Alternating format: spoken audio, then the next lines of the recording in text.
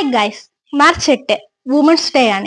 ഇന്ന് എനിക്ക് പറയാനായിട്ടുള്ള കാര്യം ഭർത്താക്കന്മാർക്ക് ഭാര്യമാരോടും, സഹോദരങ്ങൾക്ക് സഹോദരികളോടും, കൂട്ടുകാരന്മാർക്ക് കൂട്ടുകാരികളോടും വിഷിനുമപ്പുറം ഞാൻ നിങ്ങൾക്കൊപ്പം ഉണ്ട് എന്ന ഉറച്ച ഒരു സപ്പോർട്ട് നൽകുക.